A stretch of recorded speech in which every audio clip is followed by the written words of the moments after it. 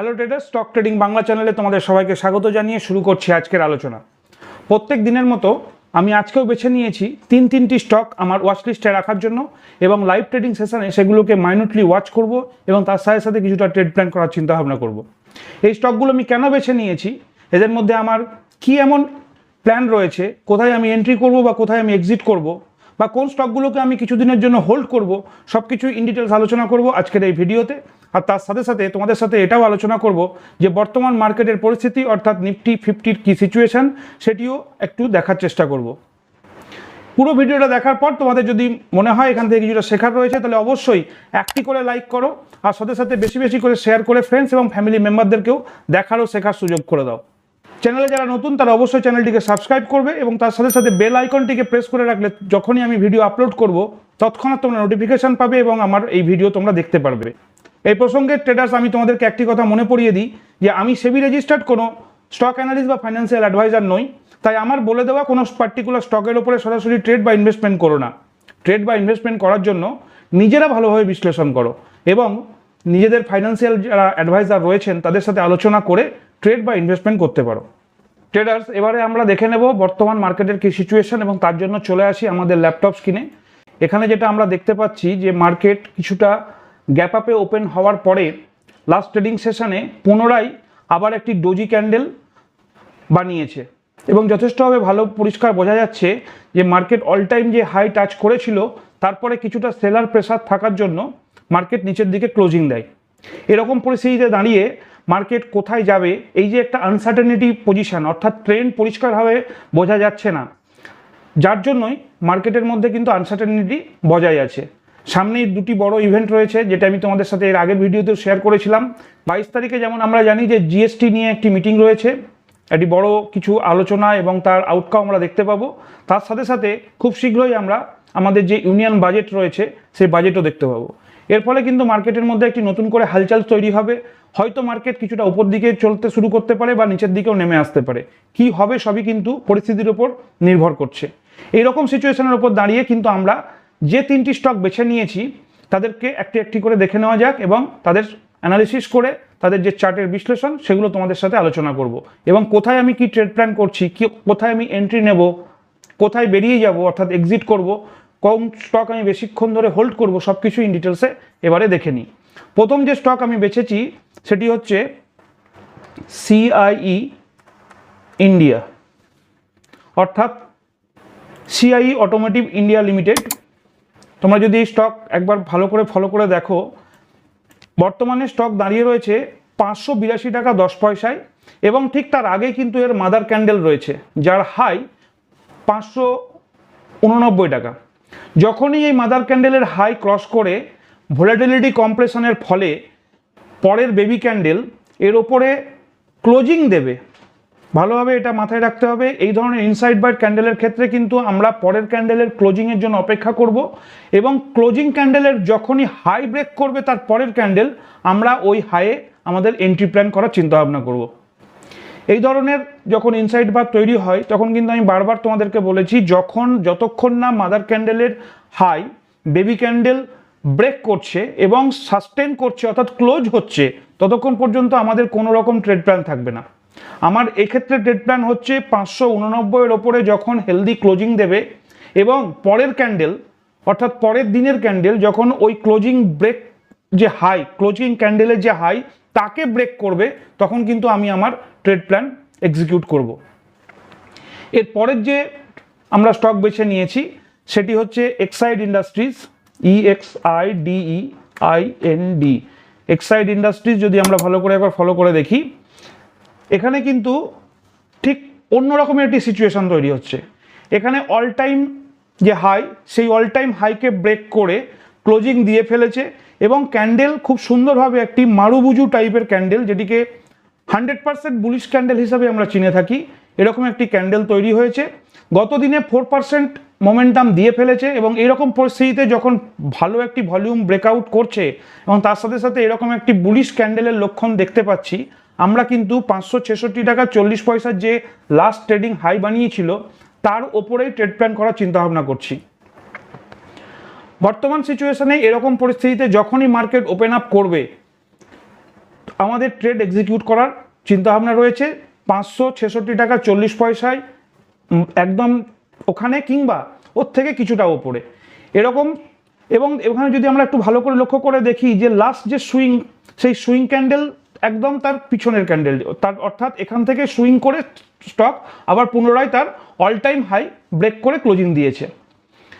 এই ধরনের সিচুয়েশনে কিন্তু আমরা খুব তাড়াতাড়ি একটি নির্দিষ্ট যে আমাদের টার্গেট থাকে, অর্থাৎ 3 to 5% এরকম ক্যান্ডেলের ক্ষেত্রে আমরা 3 to 5% খুব সহজেই গেইন করতে পারি এবং আমাদের যে প্রফিট মার্জিন সেটা অর্জন করতে পারি।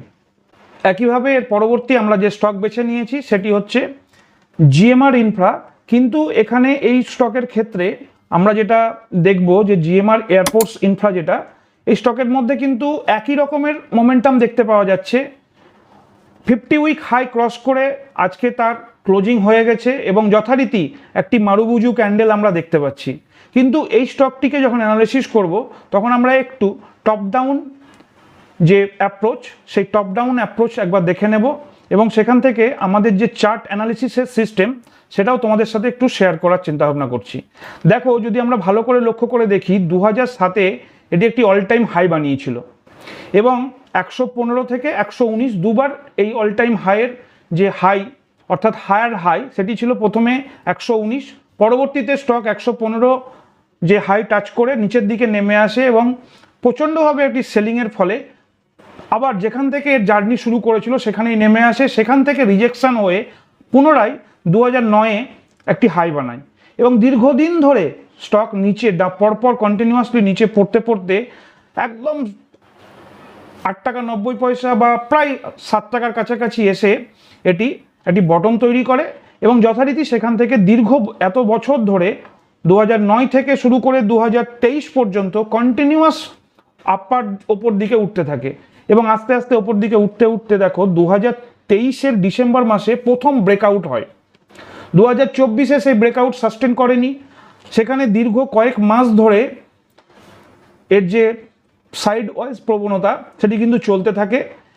2024-এর এই মাসে অর্থাৎ জুন মাসে লাস্ট যে হাই বানিয়েছিল সেই হাইকেও ক্রস করে এটি ক্লোজিং দিয়েছে এবং এটার যে অল টাইম হাই আমরা দেখতে পাচ্ছি 115 টাকা 48 থেকে 119 টাকা 65, এই পর্যন্ত কিন্তু এই স্টক খুব সহজেই এখন যাত্রা শুরু করবে। তার জন্য আমরা এখন এখানে কি ট্রেড প্ল্যান করব, এর মধ্যে আমাদের কি চিন্তা ভাবনা রয়েছে সেটা দেখার জন্য আমাদেরকে চলে আসতে হবে এবারে আমরা ডে ফ্রেমওয়ার্কে। ডে ফ্রেমওয়ার্কের মধ্যে যদি আসি তাহলে এখানে কিন্তু আরেকটি জিনিস আমরা খুব স্পষ্টভাবে বুঝতে পারছি। 2023-এর যে ব্রেকআউট দেয় সেই ব্রেকআউট কিন্তু 24-এর পুরোপুরি সাস্টেন করেনি, জানুয়ারি মাসে নেমে আসে এবং ঠিক যে লাস্ট সুইং বানিয়েছিল সেই সুইং লেভেল থেকেই এটিকে সাপোর্টে পরিণত করে। সাপোর্ট নেওয়ার পর আবার যায়, আবার অল টাইম একটি হাই তৈরি করে, 52 উইক হাই তৈরি হয়ে যায়, 52 উইক হাই থেকে আবার নিচে নেমে আসে, আবার এখান থেকে একটি সাপোর্ট নিয়ে পুনরায় ফিরে যায়, চেষ্টা করে 52 উইক হাইকে ব্রেক করার, কিন্তু এখান থেকে রিজেকশন নিয়ে আবার ফিরে আসে, পুনরায় যাওয়ার চেষ্টা করে, পুনরায় এটা কিন্তু আমাদের ইলেকশন রেজাল্টের দিনের যে প্রভাব সেই প্রভাবের ফলে এটি নেমে আসে। কিন্তু 200 EMA সাপোর্ট এবং যে লাস্ট রিজেকশন লেভেলের সাপোর্টটাকে নিয়ে আবার কিন্তু স্টক ওপরে উঠতে থাকে এবং 52 উইক হাইকে ক্রস করে ওপরে সাস্টেন করছে এবং বর্তমানে স্টক দাঁড়িয়ে রয়েছে 97 টাকা 84 পয়সায় এবং অল টাইম হাই নয়, সরি, এটা 52 উইক হাই যে বানিয়েছে সেটি হচ্ছে 98 টাকা। এই মতো অবস্থায় এই সিচুয়েশনে দাঁড়িয়ে যেহেতু একটি খুব সুন্দর মারুবুজু ক্যান্ডেল তৈরি হয়েছে, আমার ট্রেড প্ল্যান হচ্ছে 98 টাকায়। এবং আরেকটি ব্যাপার এখানে সাইকোলজিক্যাল পয়েন্ট রয়েছে, 100 একটি রাউন্ড ফিগার, অর্থাৎ 100 যে রাউন্ড ফিগারের কাছাকাছি স্টক প্রাইস রয়েছে বলেই খুব শীঘ্রই এই 100 ক্রস করে সাস্টেন করার চেষ্টা করবে এবং নিচে একটি ভলিউম ব্রেকআউট হচ্ছে, তার সাথে সাথে এর যে হায়ার লেভেল যেখান থেকে বারবার রিজেকশন নিয়েছে, আমি লাল মার্কিং জোন করে রেখেছি, এই জোন যখনই ক্রস করবে, কিন্তু এখানে ক্রস করার আগে অনেকবার এখানে সাস্টেন করার চিন্তা ভাবনা করবে, কিছুটা নিচে নেমে আসবে, পুনরায় হাই বানাবে, এই সমস্ত কাজগুলো চলতে থাকবে। এই জন্যই আমার এখানে ট্রেড প্ল্যান রয়েছে 98 টাকা, এক্স্যাক্টলি 98 রুপিসে আমি আমার জিটিটি অর্ডার ক্রিয়েট করেছি খুব কম সংখ্যক কোয়ান্টিটি নিয়ে। তারপরে যখনই এখান থেকে এর মোমেন্টাম শুরু করে 100-র ওপরে থেকে যাবে, সাস্টেন করবে, আমি সেখানে আরও কিছু কোয়ান্টিটি এনগেজ করব পরবর্তীতে যদি স্টক কিছুটা নিচে নেমে এসে ঠিক এই লেভেল থেকে অর্থাৎ 94 টাকা 35 পয়সা থেকে রিজেকশন নিয়ে এটাকে সাপোর্ট তৈরি করে আবার যাত্রী শুরু করবে জার্নি, আমরা কিন্তু আবারও এখানে আরও কোয়ান্টিটি এনগেজ করে 119-এর টার্গেট পর্যন্ত অপেক্ষা করব। যখন 119 ক্রস করবে আমরা এখান থেকে আমাদের প্রফিট বুক করার চিন্তা ভাবনা করব। ট্রেডার্স, পুরো ভিডিও জুড়ে আমি আজকের আমার যে স্টক সিলেকশন প্রসেস, তার সাথে সাথে প্রত্যেকটি স্টকের যে চার্ট অ্যানালিসিস এবং আমার কি ট্রেড প্ল্যান রয়েছে, আমি কোথায় এন্ট্রি নিচ্ছি, কোথায় বেরিয়ে যাচ্ছি, কোন স্টকে কতদিন পর্যন্ত ওয়েট করব, কোন স্টক কোথায় পৌঁছালে সেখান থেকে বেরিয়ে যাব, সব কিছুই তোমাদের সাথে ইন ডিটেলস শেয়ার করলাম। এখান থেকে তোমাদের যদি মনে হয় যে হ্যাঁ কিছুটা শিখতে পারছো, তাহলে প্লিজ একটি করে লাইক করো। বারবার আমি তোমাদের কাছে রিকোয়েস্ট করছি, এবং সাথে সাথে বেশি বেশি করে শেয়ার করে নিজেদের সাথে সাথে ফ্রেন্ডস এবং ফ্যামিলি মেম্বারদেরকেও দেখার সুযোগ করে দাও। আর তোমাদের এক একটি লাইক যেমন আমার ইউটিউবের মধ্যে ভিডিওকে সার্কুলেট করবে, তার সাথে সাথে আমাকেও কিছুটা মোটিভেট করে নতুন নতুন ভিডিও, নতুন নতুন স্টক তোমাদের সাথে আলোচনায় আনার জন্য। চ্যানেলে যারা নতুন তারা অবশ্যই চ্যানেলটিকে সাবস্ক্রাইব করে বেল আইকনটিকে প্রেস করে রাখো। এর ফলে যখনই ভিডিও আমি আপলোড করব তোমাদের কাছে তৎক্ষণাৎ নোটিফিকেশন যাবে, আর তোমরা ভিডিওটি দেখে সেখান থেকে শিখতে পারবে এবং জানতে পারবে। ট্রেডার্স, আজকের মতো এখানেই আলোচনা ভিডিও শেষ করছি। ভালো থেকো, সুস্থ থেকো, দেখা হবে পরের ভিডিওতে। জয় হিন্দ, জয় ভারত।